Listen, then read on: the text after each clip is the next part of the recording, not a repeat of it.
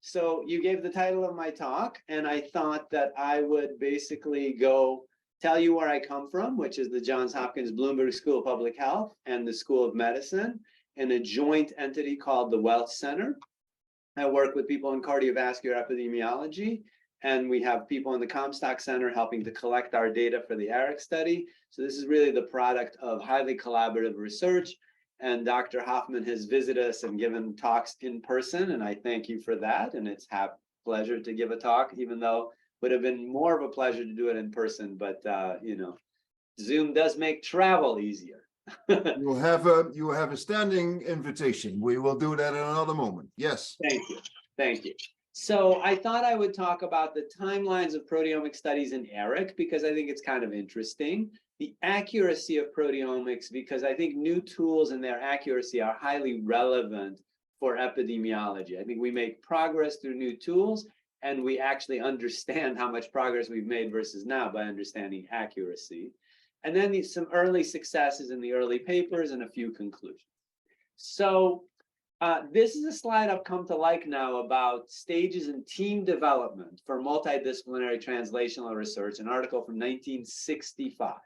So for proteomics, the pre-team stage, I collaborated with some people trying to do mass spec proteomics for about a decade. And that was all mostly about trying.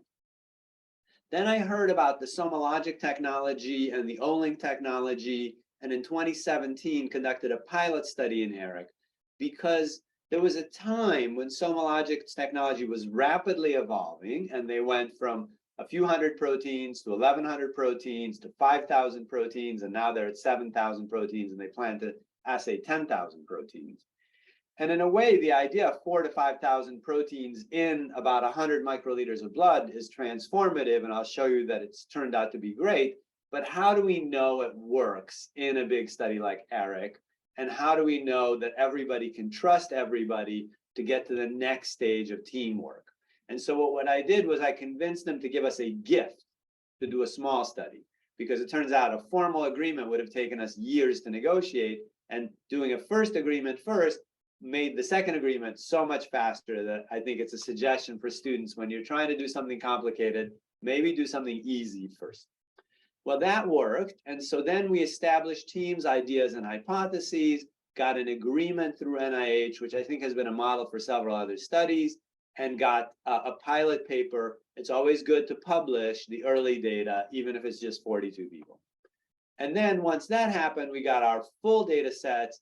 And this team thing, you know, talks about interdependence, where you develop a team for doing quality control, a team for getting the data, a team for analyzing the data, other teams for replicating, and you kind of need an interdependence to make that happen.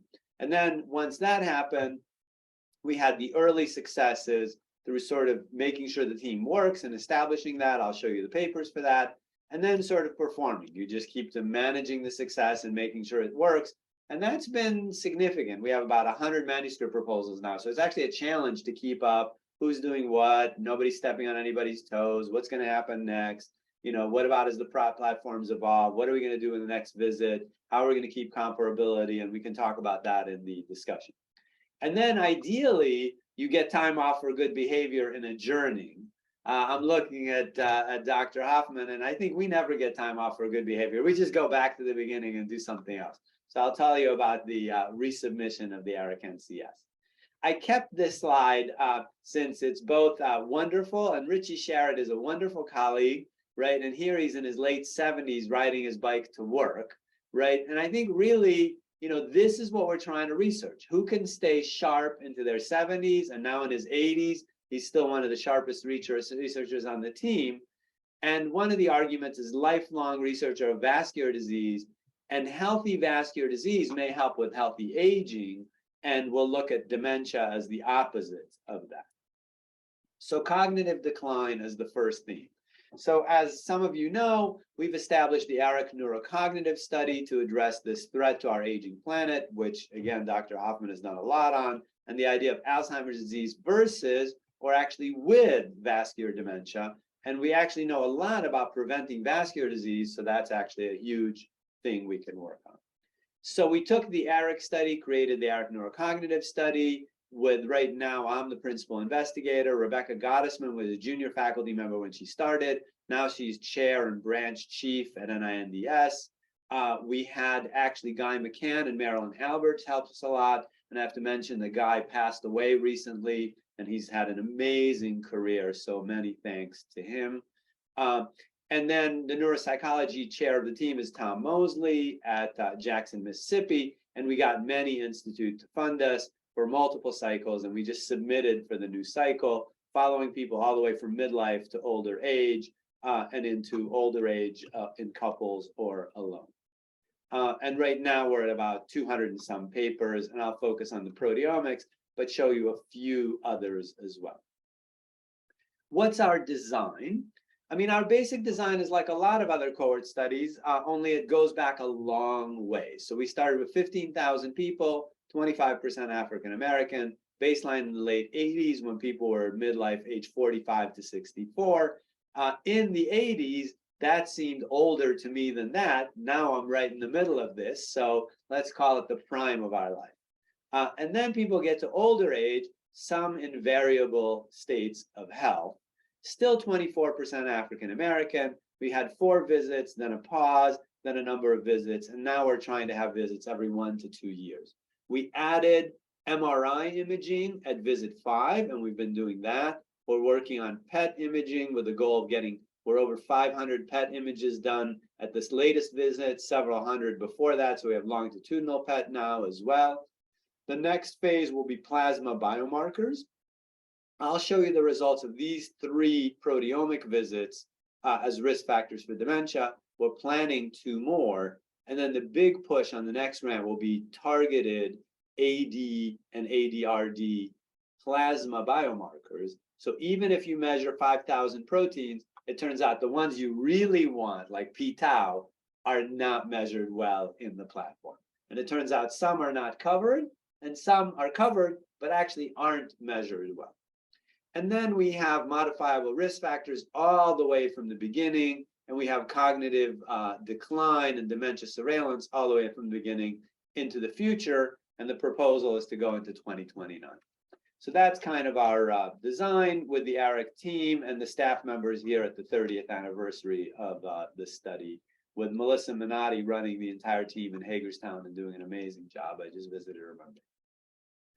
So as part of our early rationale was, do vascular risk factors contribute substantially to dementia risk? And I probably don't have to tell you too much. You are coming from a place where people know this well. I still find it amazing that things like smoking and like hypertension measured before age 60 predict dementia after age 80 better than the same risk factors measure closer to the outcome, right? So it's telling us there's a primordial, very long-term process, and then there are some reverse causation loops that make it much harder to interpret late life risk factors. And that was true for all the risk factors, and Alvaro Alonso helped us do that even before the study happened in 2009. Then Rebecca Gottesman published, I thought, an important paper that goes along with other lines of thinking and shows that amyloid in the brain, which is more specific to Alzheimer's disease, is associated with midlife vascular risk factors. So this was about a decade into the study in JAMA in 2017. And the more risk factors you had at midlife, the more amyloid you have. And we and others are working on more detail of that. It turns out she was mentoring a very bright postdoc whose results I'll show you next. And at the same time, Adrian Tin was working on genetic epidemiology with us. And we understood the somologic assays were coming. So we decided to do this pilot study. So the pilot design that I decided on was to quantify 4,000 proteins in just 42 ARIC participants, right? So tiny. And as epidemiologists, we're used to, you can't do anything in tiny numbers. But if what you're trying to do is study if something works, yes or no, if something is correlated, high, medium, or low, you can do that in very small sample size. If you're trying to study disease etiology, usually, unless if you've discovered penicillin again or discovered the tubercle bacillus, it's not going to be that easy. So the results of that are here. And basically, we found what they said, which was if you took blood samples in this case, that were either 5 or 25 years old, and you thawed them out, sent them to SomaLogic, they assayed them, you split them into blind duplicates, and they assayed them twice, the median correlation was 0.89 across 4,000 proteins, right? Intra-class correlation a little higher. Some proteins don't correlate, but some correlate incredibly well. And to me, this was amazing because even targeted assays don't often perform that well. And of course, you have to admit, well, maybe a quarter of them aren't very precise, but that's a quarter of 4,000. It still leaves you with like at least 3,000 that are very, very precise. Coefficients of variation, a median of 5%. And those of us who have done immunoassays know we're lucky if we can get under 10%. And often we do things in duplicate to get under 15%.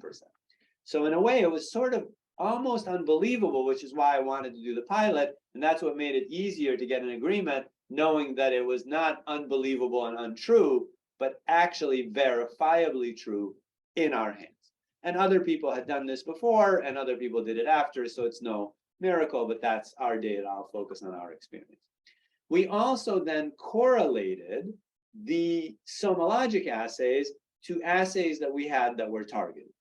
And interestingly, you'll see the results of this. Some assays had excellent correlation. The correlation in visit-to samples that were 25 years old was 0.96 between CRP measured a decade earlier and SomaLogic measured 25 years after the sample. And it was 0.97 in visit 5 samples. We also had the same 42 people 20 years later.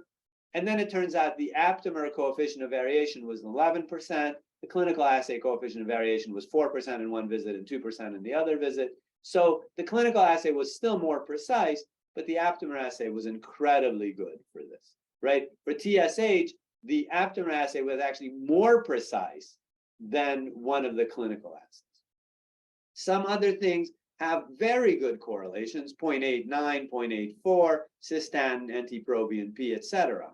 And some things have a very mediocre correlation, right? Total albumin, 0.56, high sensitivity troponin, 0.52. So you worry about those, but it's not the precision of the assay. The assays are precise, but they are different between the multiplex untargeted SomaLogic assay versus the targeted clinical assay. So we'll talk about that some more. And this is some examples of what it looks like, right? So this is the CRP 0.96 correlation. Turns out there's a deviation from linearity. You can tell you could do a little better, but this is very good. Cystatin C, excellent correlation. Troponin, much more mediocre. ApoA1, we didn't have ApoA1 in this visit, but we correlated to HDL, zero correlation. So I emailed them and said, look, this is what's going on. They looked it up. They think they're measuring ApoA1, right? We know that whatever they're measuring is not the ApoA1 we're used to, because ApoA1 is the major protein in HDL, highly correlated with HDL. So if this is not correlated, they're measuring something else. Now, it doesn't mean they're wrong. It doesn't mean it's not ApoA1, but if it is, it might be in multiple compartments. It might be a modified form. It might be an isoform, but it's something else. So this lesson that sometimes you get exactly what you thought, and every once in a while you get something completely different, I think is important to keep in mind. This is other example of neat things you learn. Prostate-specific antigen. Men usually have prostate, so they have a higher prostate-specific antigen than women. Women don't have prostate. But interestingly, some men have undetectable levels or levels in women's range. Maybe they had a prostatectomy. We can look that up. Some women have levels in the male range. Not many, right? This is thousands and this is just dozens. Now, there's many possibilities. We have, more than binary gender, etc. And it could be a data mix-up error, right? So that's a whole other thing. When the data get rich enough, sometimes you can tell that a sample that's 30 years old may not be what you thought it was. So I think there's lots of things to think about when you get to really rich data. We've excluded a few of the people that were outliers for some analysis. The other thing we learned early on that I think people know is that if you look at the correlation with cystatin C, an excellent marker of kidney function, you get what you expect, where a bunch of the correlations are around 0, but then you get an excess of positive correlations, and about 30% of the proteins are positively correlated with cystatin C, negatively correlated with estimated GFR, if you do a formula on estimated GFR from cystatin C, which is a whole part of my life for decades.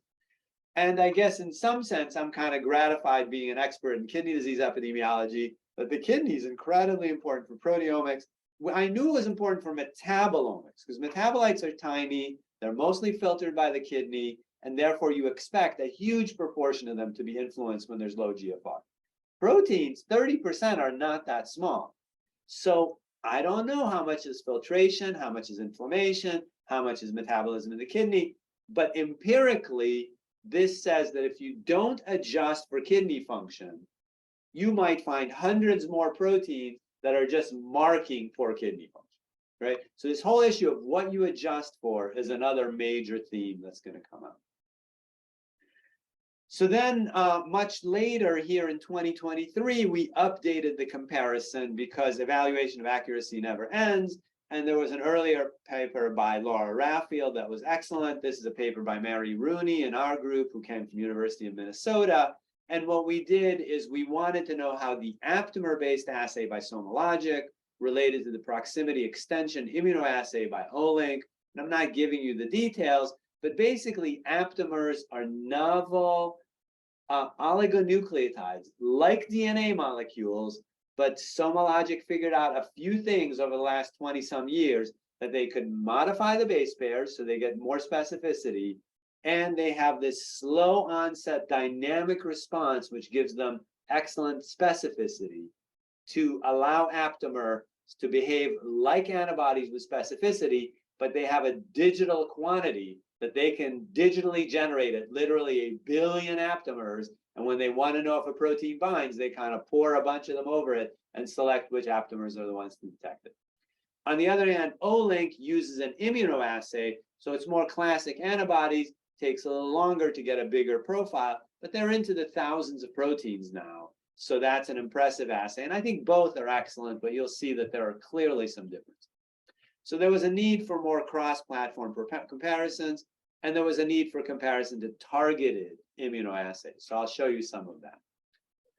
So it turned out, by convenience, because we did SomaScan on 5,000 people at visit 5, we realized that we had done a case control study with Olink for 500 people, and therefore it overlapped with most of the people with the SomaScan. So immediately we had a comparison, and we asked Mary to write a paper, right? And then how many proteins? It turns out, proteins are a little different, and 417 proteins overlap. It turns out SomaScan has, our version of the platform had 4,955 proteins. Olink, at that point, you paid by the panel, and it was a cardiovascular set of panels, so it was 460 proteins, of which 417 overlapped with the SomaScan. So I think when people think about what percentage of the proteins work, you have to remember that if SomaScan has an issue and 1/3 don't work, you'll have many, many proteins that are weird. But if 1 to 2/3 work, it's 1 to 2/3 of a very big denominator. And then we had set up a comparison panel with 55 cases, 55 controls. I think a pretty clever design. You can read the paper by Mary Rooney in Clinical Chemistry, and we did 18 analytes, right? And it's kind of funny. We work hard, we get 18. These guys have 5,000. How long will it take us to catch up with antibodies before we really know what they're measuring, right? What did she get? She got sort of the same things that the previous paper got, just updated, which is that the median correlation is 0.46. But this is an example for students that's just a wonderful illustration where central tendency, it's not a normal distribution. So the central tendency is the middle, but really you have a proportion of proteins that have excellent correlations, 0.8 or greater by 20%, and maybe 0.7 or greater by about 1/3. You have a proportion of them, about 1/3, that have lousy correlations. Below 0.5 is half the data. Below 0.2, which could arguably be basically zero correlation between the two methods, is about a third of the data. So a third of the time, they're measuring the same thing and agreeing quite well. A third of the time, they're probably measuring the same thing and agreeing mediocre.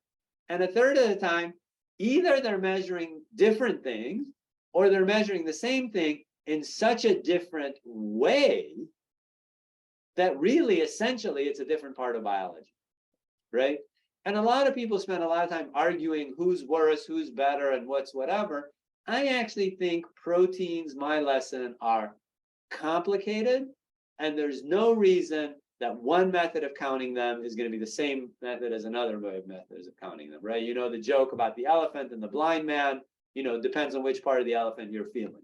So if one antibody assay counts how many tusks you have, then you may have 2 tusks per elephant, except for some elephants only have 1 tusk and some don't have any, right? Another method counts the legs, you got 4 legs. Another method counts the belly, you got 1. Another method may count the hairs on the tail, and now you have like 100 times more and a variable number per elephant. And I think they're actually, they could all be totally legitimate and elephant specific, right? And proteins are that complex. So I thought that was fun. And interestingly, when we do the targeted assays, we get a lot of the same things. A third, again, of the assays have good correlation, greater than 0.8. And it's not a random third. It's always the same ones. GDF15 is always good. Adiponectin is always good. Leptin and resistin are always good. 2 had modest correlations, and 10 had poor correlations. So again, sort of 1/3, 1/3, 1/3 maybe. And then the interesting thing is the immunoassays also agreed some of the time, but had modest correlations with other immunoassays quite often for at least 3 of the proteins. So it's really a complex topic. So is it hopeless or is it useful? So we decided that if we had good precision, epidemiologists, you know, we can't always get the truth and accuracy and the gold standard. But if we're precise, we can do amazing things in ranking people to the top, middle, and bottom, and relating that to disease. So I was convinced this was good. We got the agreement. We were getting the data.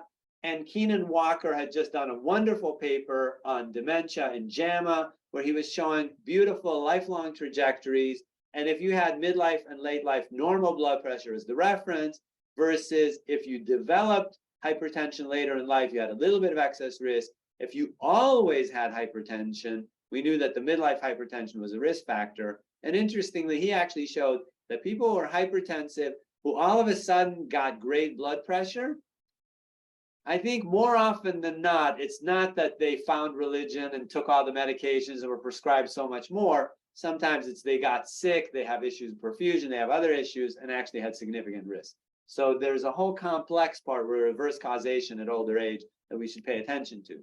More importantly, when I looked around, I thought, this guy is smart. He may only be a fellow, but I think he can do the proteomics. So then we worked, and 2 years later in 2021, is it 2 years from 2019 to 2021? Yeah, 2 years later, he has a paper in Nature Aging. We were disappointed that Nature and Nature Medicine didn't take it. They had a new journal. It was good for them to put us in Nature Aging, so we're in Nature Aging. Turns out they were supposed to be PubMed indexed like within months, but they've only took them like almost 2 years to get PubMed index. But now it is, so you can find it more easily. Before that, it was a little harder. So the objective was to use plasma proteomic methods to identify proteins and protein networks in blood that influence Alzheimer's disease dementia risk. Now, one of my smart colleagues in the study, when we started this, said, you know, this is very high risk. There's a blood-brain barrier. So why would proteins in the blood influence the brain? And I said, he's actually very smart, but I said, you know, it just seems to me in disease, things get messed up, and maybe the blood-brain barrier is messed up, and maybe inflammatory conditions system-wide influence the brain. And I think many people have found that this is working quite well, and there's a good number of blood markers now that work, and certainly a lot easier than CSF markers, which we've studied as well. So he looked at 5,000 proteins, and what did he find? So this paper was published. Some of you have read it over the last couple of years.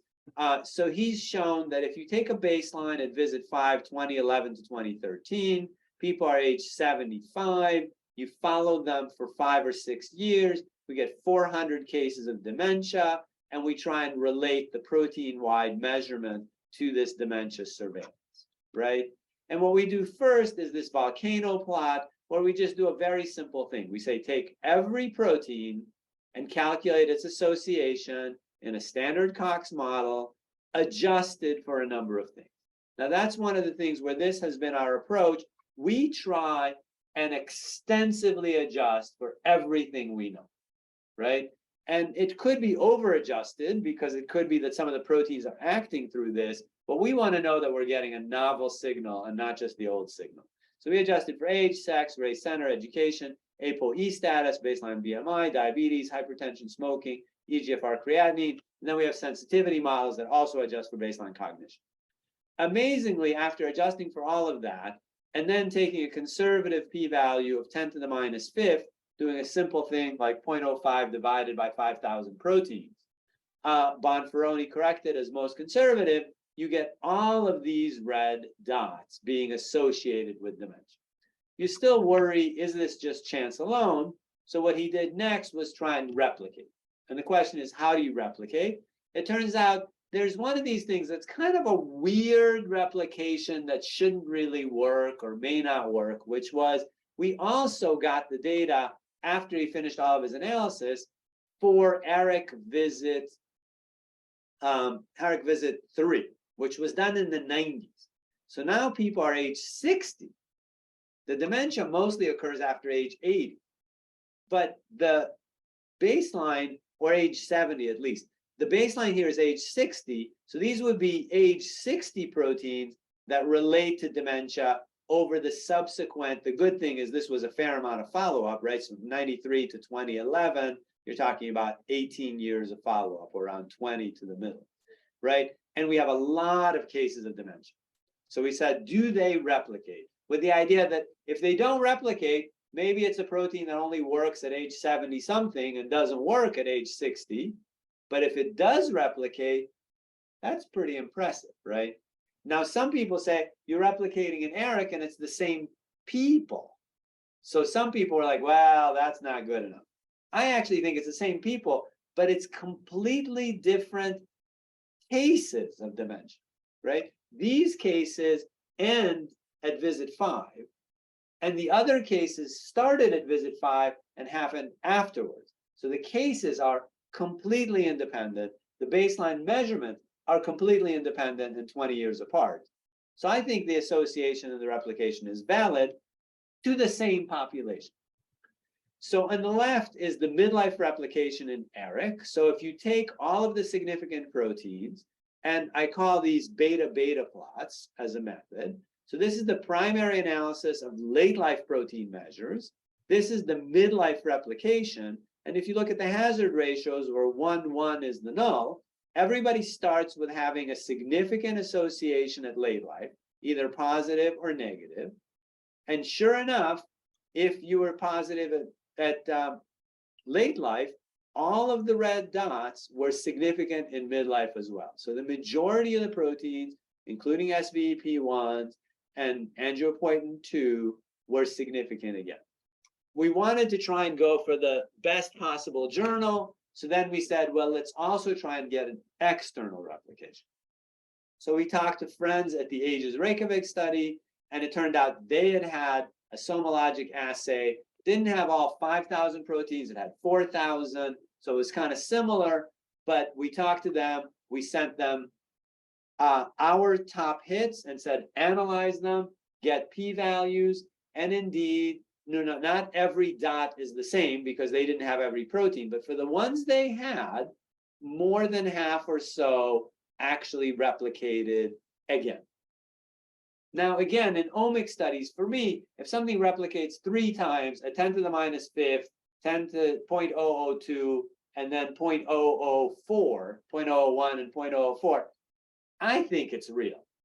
Now, it's not chance, and now we have to figure out what it means, which is the hard part in epidemiology, but it's real. The other thing is, it's important, if something doesn't replicate, I actually think we don't really know what it means. There are so many differences between populations, there's so much chance, the thresholds are always very strict. So the negative part we don't know about. The positive part we do know about. The negative part keeps us in business, where we enlarge the sample size, enlarge the collaboration, yada, yada.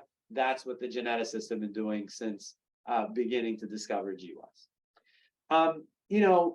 That paper also does lots of other things, and I direct you to the paper in Nature Aging. He also, in addition to doing the midlife replication, the external replication, he did a pathway analysis and looked at pathways involved in dementia. I'll show you some other ones on the next slide. He looked at the expression analysis, and the question is, if you find a protein, is it expressed in the brain? Is it expressed in CSF? And indeed, many of the proteins were, but some were not. It's still possible that a liver inflammatory protein influences inflammation in the whole body and the brain, even though it's not made in the brain. And then we did Mendelian randomization to try and get hints of what might be a causal factor, and we did it in two directions. One thing is, does it suggest that the gene for this is leading to the protein level, is leading to dementia? And then in reverse, does the gene lead to dementia, lead to the protein level? And we found some evidence in both directions. The newest paper, which is now being revised for 2023, I think Keenan has just been doing a beautiful job.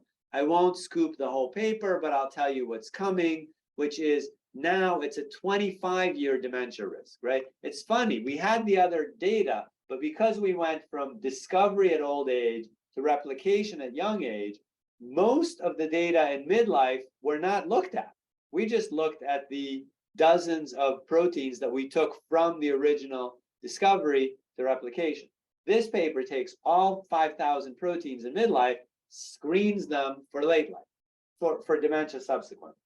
Then he did a clever thing and said, which proteins predict dementia in the first 15 years versus predicted later, right? So some processes could be very much proximal to the dementia, and other processes distal for that whole multi-decade etiology, right? And then he went further and said that he prioritized 15 midlife biomarkers of dementia, so we know their risk factors in midlife.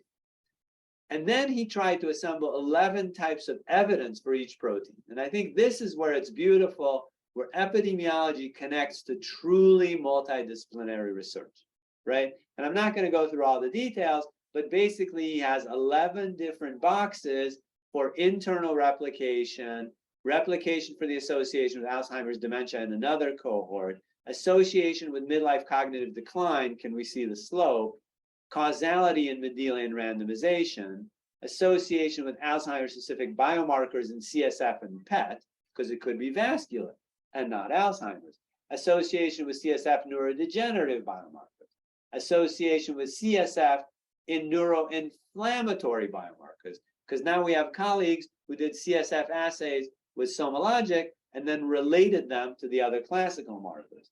And then expression in brain tissue may or may not be present, and then it being differentially expressed in Alzheimer's disease brain, in pathology studies, in RNA, and then nominated for AD therapeutic targets is kind of the most exciting, right? So you see that, each protein that's nominated, he's assembled the evidence, and different ones have different color of evidence. And then for each one, he put in a pathway for proteostasis, immunity, including GDF15, which is quite interesting, right? And then things like SERPIN-A3, which is a therapeutic target, and then synaptic function and extracellular matrix organization and vascular disease, including the metalloproteinases that are involved in this long-term vascular disease and inflammation and removal of extracellular space. So I think it's kind of an exciting thing. It seems to be working, but complicated. So now we've spent most of the time on the brain. I'll show you a couple more slides and a couple more examples, and then maybe we'll get to the discussion within 10 minutes.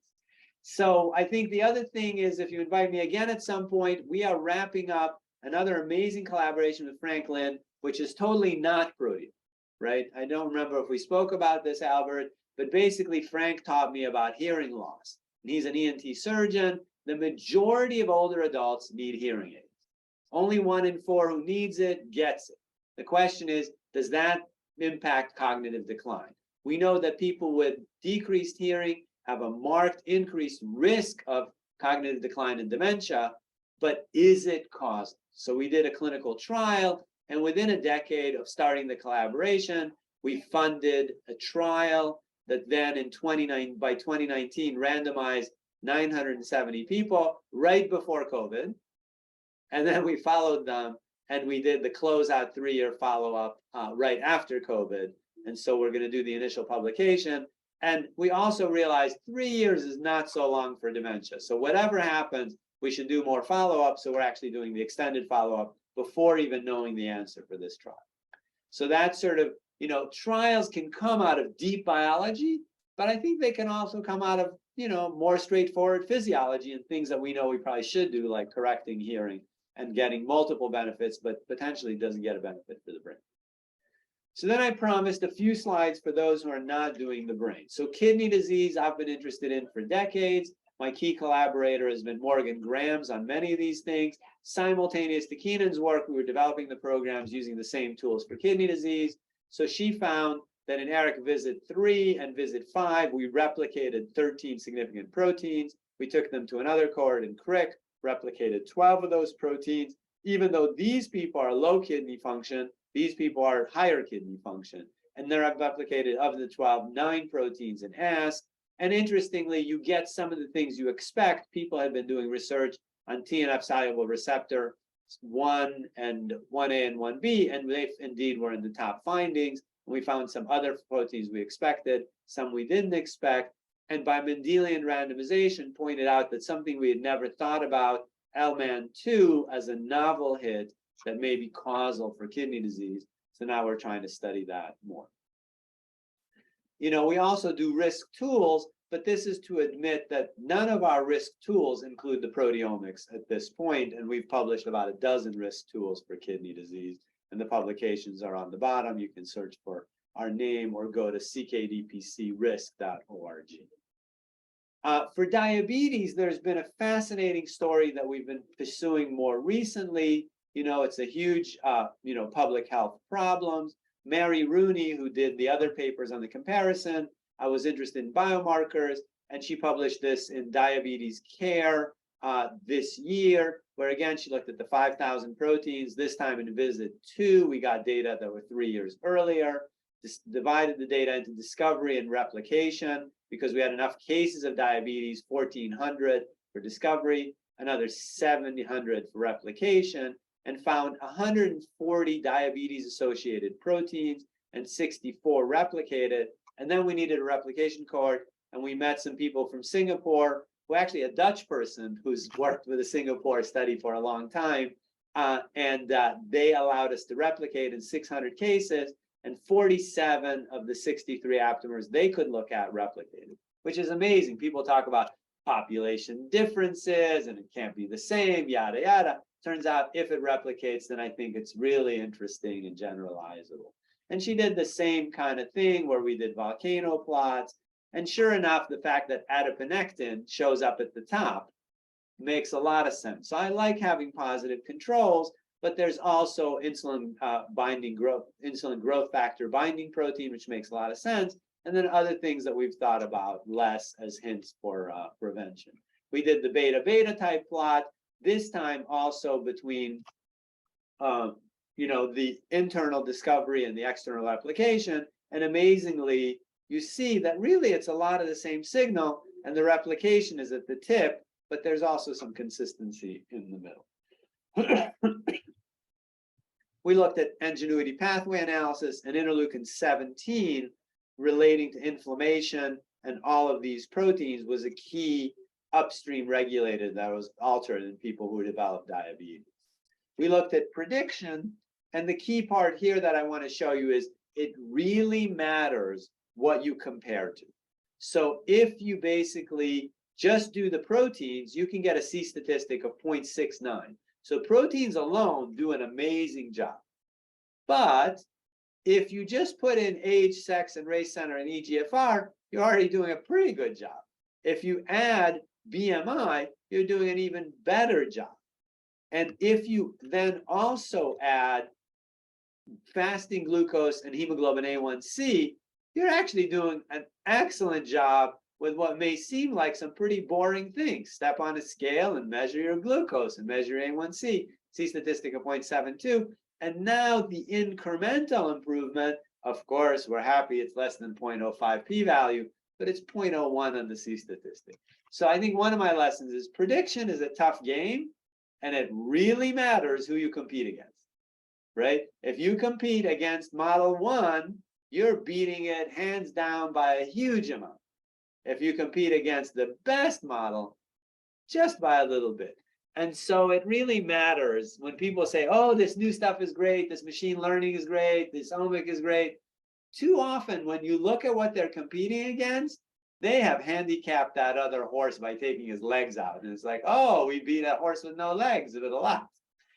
So to me, that's something to watch out for. We did Mendelian randomization and found evidence for 3 causal proteins. So it was kind of fun in that we have sort of lots of lines of evidence to pursue in future work. But I do think prediction is hard and causation is hard, so it'll take a while.